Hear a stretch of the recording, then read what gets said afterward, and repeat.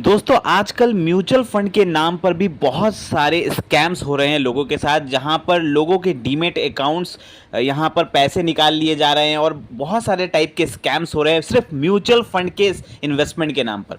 Mutual fund के investment के नाम पर लोगों से लाखों रुपए ठगे जा रहे हैं। तो आज हम आपको 5 ऐसे पॉइंट्स बताने वाले हैं। अगर आप म्यूचुअल फंड में इन्वेस्ट करते हैं तो आप इन पांचों पॉइंट्स को फॉलो कर सकते हैं, ताकि आपके साथ कभी भी म्यूचुअल फंड के नाम पर कोई फ्रॉड ना हो, कोई स्कैम में आप ना फंसे और आपकी जो मेहनत की कमाई है, आपकी जो मेहनत का इन्वेस्टमेंट आपने पैसा लगाया हुआ है म्यूचुअल फंड में, वो आपसे कोई यहां से धोखा लेके आपसे पैसा ना ठग पाए। तो आज का वीडियो बहुत इंपॉर्टेंट रहने वाला है। 5 ऐसे पॉइंट बताएंगे, शॉर्ट में बताएंगे, तो वीडियो के लास्ट तक बने रहें। चलिए सबसे पहले हम बात करते हैं पहले पॉइंट की तरफ। पहला जो पॉइंट हमारा रहेगा वो है केवाईसी आपको हमेशा अपडेट करना है। हमेशा आपको केवाईसी अपडेट करना है।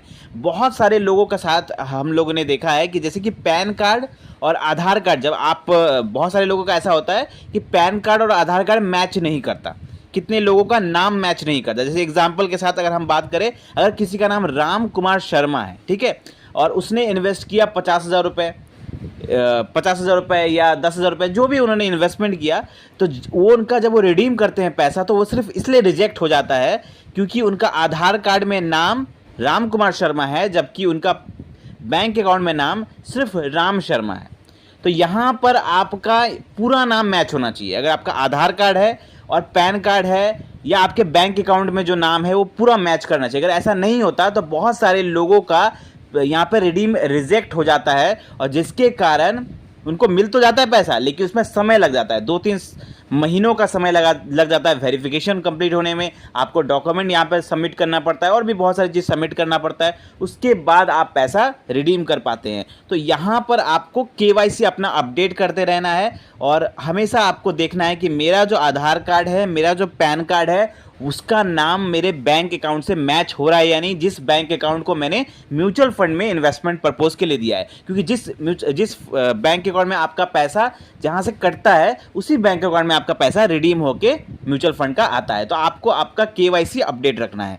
दूसरा चीज़ जो आपको करना है वो है आपको आपका जो सीएस स्टेटमेंट है वो रेगुलरली हर मंथ चेक करना है। सीएस स्टेटमेंट का मतलब क्या होता है, आपने जब ग्रो ऐप से किया होगा या किसी भी ऐप के थ्रू किया होगा या आपने किसी के डिस्ट्रीब्यूटर एजेंट के थ्रू भी किया होगा, तो आपने देखा होगा कि आपको हमेशा आपका मोबाइल नंबर और आपको आपका ईमेल आईडी देना पड़ता है। तो जब आप अपना ईमेल आईडी देते हैं तो आपकी ईमेल आईडी पर हर महीना एक स्टेटमेंट जाता है कि आपने इतना पैसा का एसआईपी किया या इतना लमसम किया, आपको इतना यूनिट मिला, आपको इतने एनएवी की प्राइस पर इतना यूनिट मिला है।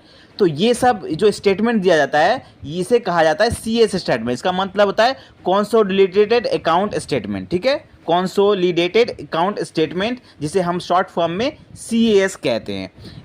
ये पासवर्ड प्रोटेक्टेड रहता है, आपको हर महीने आपके मेल पर जाता है। जब जब आपका इन्वेस्टमेंट होता है, अगर आपके एसआईपी चले तो आपको हर महीने जाता होगा, लमसम करते हैं तो भी आपका पैसा आपको यहाँ पर जैसे ही आपको यूनिट एलोकेट होता है वो स्टेटमेंट जाता है। उस पासवर्ड प्रोटेक्ट रहता है आपको, वो हमेशा उसका पासवर्ड आपका पैन कार्ड होता है। आपका जो पैन कार्ड का नंबर है वही उसका पासवर्ड रहता है। तो आपको हमेशा चेक करना है कि मेरे ईमेल पर हमेशा वो सीएस स्टेटमेंट आ रहा है कि नहीं। क्योंकि एक बार एक केस हुआ था, किसी बंदे ने यहाँ पर एसआईपी किया हुआ था ग्रो ऐप के माध्यम से, तो उनको सीएस स्टेटमेंट नहीं आता था। बाद में पता चला कि वहाँ पर उनका डीमेट अकाउंट किसी और के डीमेट अकाउंट से यहाँ पर मिसमैच हो गया था, जिसके कारण जब वो पैसा रिडीम कर रहे हैं तो पैसा रिडीम करने में उनको बहुत तकलीफ हुई, बहुत दिक्कत हुई उनको। तो इसीलिए आपको चेक करते रहना है कि आपका सीएस स्टेटमेंट आ रहा है कि नहीं, जिससे आपको कंफर्म रहेगा कि हाँ मेरा इस महीने का पैसा इन्वेस्ट हुआ है या नहीं। तो आपको ये चीज़ ज़रूर करके रखना है, नहीं तो आप प्रॉब्लम में फंस सकते हैं। तीसरा जो आपको गलती नहीं करना वो है always invest through proper AMC, ठीक है, अच्छे एएमसी और ट्रस्टेबल ऐप से इन्वेस्टमेंट करना है, ठीक है। अब बहुत सारे लोग ऐसे इन्वेस्टमेंट करते हैं जो नए नए मार्केट में ऐप्स आ रहे हैं जिन्हें कोई नहीं जानता, ठीक है। बहुत सारे ऐसे मार्केट में ऐप्स आ गए हैं जो एसआईपी म्यूचुअल फंड के नाम पर फ्रॉड ऐप्स आ गए हैं, जो जिन्हें ज़्यादा कोई नहीं जानता। तो आप हमेशा ऐसे ऐप्स को अवॉइड करिए। ऐसे ऐप्स पे जाइए जहां पर जो वेल नोन है, जैसे ग्रो ऐप हो गया, अप स्टॉक हो गया, एंजल वन हो गया, बड़े बड़े ऐप्स पे जाइए जो वेरीफाइड है, जो अच्छे बड़े ब्रोकरेज हाउस है, उन सब के माध्यम से आप इन्वेस्टमेंट करिए। कोई नया अगर आपको ऐप दिखता है जिसके बारे में आपको ज़्यादा जानकारी नहीं है, आपने कहीं फेसबुक में एडवर्टाइजमेंट देखा उसका या यूट्यूब पर एडवर्टाइजमेंट देखा, तो सिर्फ वो देख के आप इन्वेस्ट ना करें। आप देखें कि हाँ लोगों ने उसमें पैसा इन्वेस्ट किया है कि नहीं, अच्छे से जांच परख कर ही आप इन्वेस्टमेंट करें। एक केस आया था जहां पर कुछ अननोन टाइप का ऐप्स था जिसमें लोगों ने वहां पर अपना अकाउंट बना के जब वहां पे इन्वेस्टमेंट किया तो उनका सारा पैसा वो ऐप्स लेकर भाग गई थी। तो इसलिए आप लोगों को ध्यान रखना है कि आप सही ऐप के माध्यम से इन्वेस्ट कर रहे हैं कि नहीं। किसी बहुत ज़्यादा नए ऐप के माध्यम से अगर कर रहे हैं तो उसकी जांच परख करके ही आप वहां पे अकाउंट बना के इन्वेस्टमेंट करिए।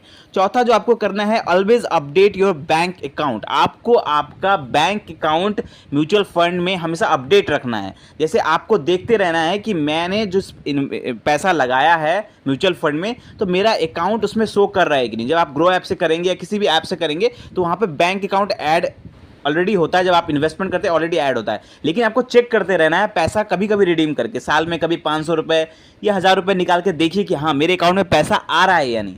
अगर पैसा नहीं आ रहा है इसका मतलब मेरे बैंक अकाउंट वहाँ पे ऐड नहीं है या कुछ प्रॉब्लम वहाँ पे चल रही है। तो आप हमेशा कभी कभी साल 2 साल में लॉन्ग टर्म के लिए SIP कर रहे हैं तो आप हमेशा कभी कभी निकाल के थोड़ा बहुत 100 रुपये 500 रुपये निकाल के चेक करिए कि मेरे बैंक अकाउंट में जो मैं पैसा रिडीम कर रहा हूँ वो आ रहा है कि नहीं। अगर नहीं आ रहा तो आपको सावधान होने की ज़रूरत है, आपको अपना अकाउंट वहाँ पर अपडेट करने की ज़रूरत है। नहीं तो आप बाद में जाके जब आप बड़ा पैसा निकालेंगे, जब आपका पैसा ज़्यादा हो जाएगा 40 लाख 50 लाख 1 करोड़ जब आपकी पोर्टफोलियो हो जाएगी तो जब बड़ा पैसा निकालेंगे तो हो सकता है आपको दिक्कत आ जाए वहाँ पर। इसलिए आपको अपना बैंक अकाउंट अपडेट रखना है। पांचवी जो चीज़ आपको करके रखनी है वो आपको ये करना है कि कभी भी किसी भी टाइप का OTP आपको आपके ईमेल पर आता है या आपके मोबाइल नंबर पर आता है म्यूचुअल फंड के नाम पर, तो आपको किसी को शेयर नहीं करना।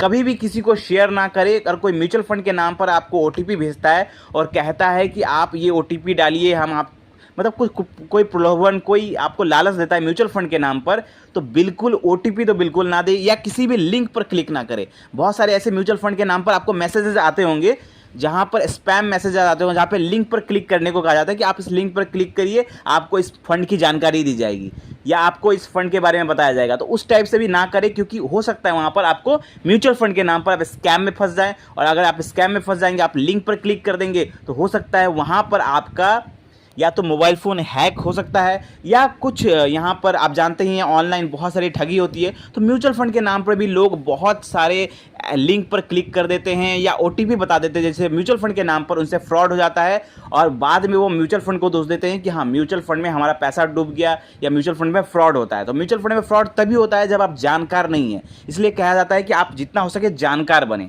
तो आई होप आपको ये 5 पॉइंट समझ में आया होगा। वीडियो अगर यूजफुल लगी हो तो इसे शेयर करें और लोगों के साथ जो लोग म्यूचुअल फंड में इन्वेस्ट करते हैं। मिलते हैं कल एक और वीडियो के साथ। थैंक यू, धन्यवाद।